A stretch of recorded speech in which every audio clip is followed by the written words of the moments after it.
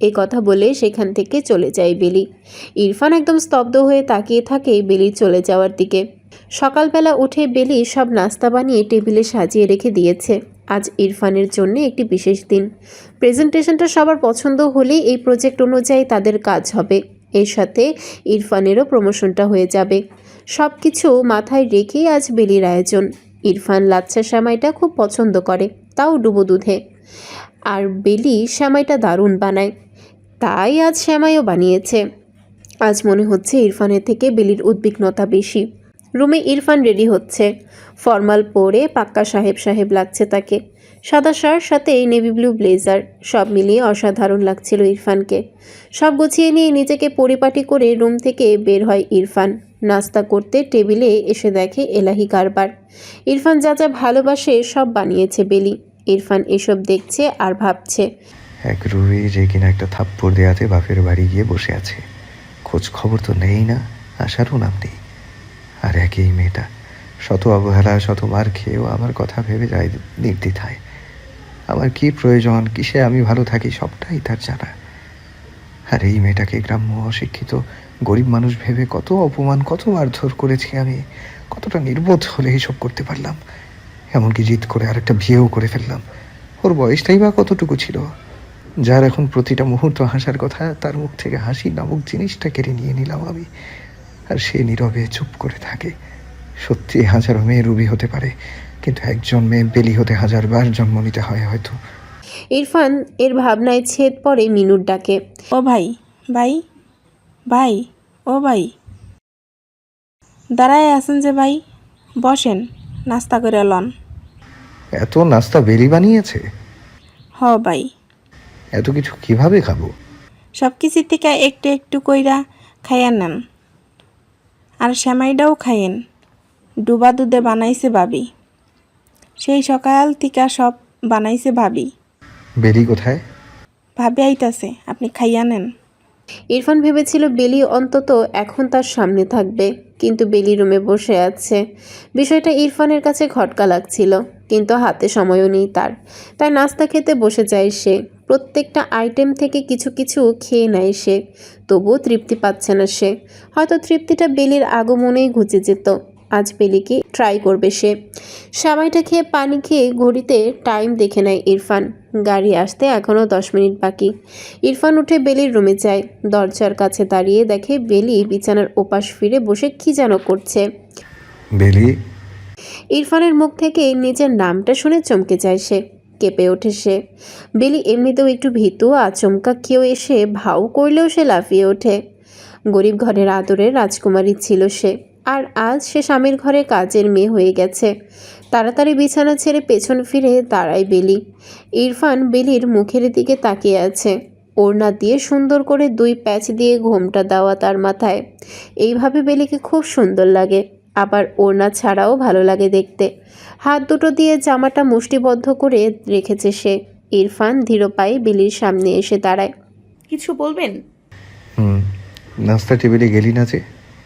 মিনু তো ছিল, তাহলে আমি একটু কাজ করতেছিলাম। তাইটা ঠিক করে বেঁধে দে। ইরফানের এমন কথায় হতভম্ব হয়ে যায় বেলি। হঠাৎ টাই বাঁধার কথা বলল, তাও আবার আজকেই। কিন্তু আজকেই তো। কিরে, বেঁধে দে। বাধা আছে তো। ঠিক করে দে টাইটা। বেলির প্রচণ্ড ভয় লাগছিল। এখন হাত উপরে উঠাবে কিভাবে সে? উঠালেই তো ইরফান দেখে ফেলবে, আর দেখার পর যদি প্রশ্ন করে তখন কি হবে? এরই মাঝে আবারও ইরফানের তাড়া। কিরে, একটু পর গাড়ি চলে আসবে, বেঁধে দে ঠিক করে। ঠিকই তো আছে। টাইতে হাত দিয়ে ঠিক করে দে বেলি। অগত্যা হাতটা কাঁপতে কাঁপতে ইরফানের বুকের কাছে আনে বেলি। আর তখনই ইরফানের চোখে অন্য কিছু পড়ে। বেলির ডান হাতের অনামিকা আঙ্গুলে পুরো ব্যান্ডেজ করা। হাতের দিকে তাকিয়ে আবার সে বেলির মুখের দিকে তাকায় ইরফান। সে জানতো বেলির কিছু একটা হয়েছে, যার কারণে বেলি নাস্তার টেবিলে কাছে ছিল না। বেলির মুখটা একদম শুকনো হয়ে আছে। ইরফান অনেকটা শান্ত গলাতেই বেলিকে প্রশ্ন করে, কিভাবে কাটলি? কিরে বল, কিভাবে কাটলি? গরিবের রক্ত তো, তাই শরীরে থাকতে চায় না। এটা উত্তর? তাই ঠিক আছে এখন? গরিবের রক্ত তো তাই শরীরে থাকতে চায় না, কথাটার জবাব রাতে পাবি। আসছি। ইরফান রুম থেকে বেরিয়ে যায়। বেলির মনে ভয় ঢুকে যায়, হয়তো রাতে এসে আবারও মারবে বেলিকে ইরফান। এমনটাই ধারণা তার। তবে আপাতত সব কিছু ভুলে গিয়ে আজকে ইরফানের জন্য মন থেকে দোয়া পড়ছে বেলি। অসুস্থতার কারণে নামাজ পড়তে পারছে না সে, তাই মনে মনে দোয়া পড়ে বেলি। বেলির একটাই চাওয়া, হাসবুনাল্লাহ ওয়া নিমাল ওয়াকিল। হে আল্লাহ পাক, আপনি আমাদের জন্য যথেষ্ট এবং আপনি উত্তম সাহায্যকারী। আল্লাহ পাক, আজ যেন মানুষটা সফল হতে পারে, তাকে আপনি সকল বিপদ আপদ থেকে রক্ষা করুন এবং তাকে সফলতা দান করুন। ঠিক সেই মুহূর্তে মিনু দরজার সামনে থেকে বলে ওঠে। ময়ূরের না দুয়া আসেনি। কথাটা শুনে আচমকা চমকে যায় বেলি। অবাক নজরে মিনুর দিকে তাকিয়ে থাকে সে। হঠাৎ মরার কথা কেন বলল সে? এসব কি বলো মিনু? না মানে কইলাম মরার আগের দোয়া থাকলে পইরা লন। কন যায় না কোন সময় না কোন সময় মাইরা লাই আপনারে। এইভাবে কেন বলতেছো মিনু? উনি আমার গায়ে হাত তুলে তা ঠিক, তবে আমাকে একেবারে মেরে ফেলবেন না তিনি। হাচাই তো। আরে ভাবি এইসব আপনার মতো আলাভোলারাই কয় গো ভাবি। বাইরে জানি কেমন হইয়া আছে চুপচাপ। নিশ্চয় মাথায় প্ল্যান করতেছে আপনারে কিভাবে মারণ যায়। সিআইডির মধ্যে এইসব দেখায়। তুমি আর এসব দেখবা না। এসব দেখে আর উল্টাপাল্টা চিন্তা ভাবনা মাথায় আনো। হ হের স্বামীরে লইয়া কিছু কন যায় না একেরে। এত ভালোবাসা ঠিক না। এই কইলাম আমি। এত ফিডাই তখন কই থাহে ভালোবাসা। রান্নাঘরে যাও, আমি আসতেছি। এই উচিত কথা কইলেই আমি বালা না। কি আর করণের আছে আমার। আমি তো বালা না, বালা লইয়েই থাহেন। মিনুর এমন পাকা পাকা কথায় একগাল হেসে দেয় বেলি। তারপর নিজের রুম গুছিয়ে নিয়ে রান্নাঘরে যায় বেলি, কিন্তু মনটা উদ্বিগ্নতায় ভরপুর। স্বয়ং আল্লাহ পাকই জানেন অফিসে কি হচ্ছে এখন। অন্যদিকে রুবিকে তার বাবা মা উভয়ই বোঝাতে বোঝাতে ক্লান্ত। তারা যতই বোঝাচ্ছে সে কিছুতেই মানছে না। জাফর সাহেব সর্বপ্রকার মেয়েকে বুঝিয়েও কোনো দিক করতে পারছেন না। তুমি কি চাইছো রুবি তোমার সংসার ভেঙে যাক? বাবা, সে আমাকে চড় মেরেছে। মেরেছে তো কি হয়েছে? তোমার প্রভোকেশনে তো বেলিকে মারে ইরফান। তা তুমি না হয় একটা বড় চড় খেলে, তাতে কি সমস্যা?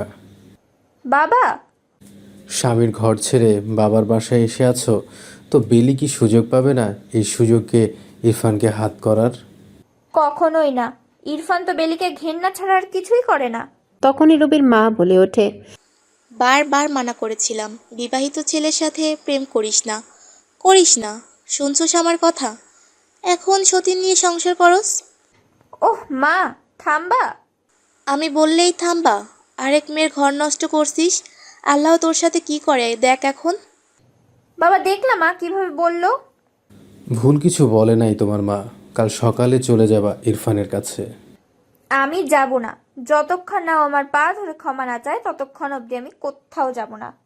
তাহলে বাপের বাড়িতে বসে থাক সারা জীবন। মায়ের এমন কথায় রুবির জেদ দেখিয়ে নিজের রুমে গিয়ে দরজা লক করে দেয়। এই মেয়ের যে কি হবে আল্লাহ পাকই ভালো জানেন। মেয়ের শিক্ষার ঘাটতি আছে, তাই মেয়ে এমন হয়েছে। আমাকে কথা শোনাচ্ছ নাকি তুমি?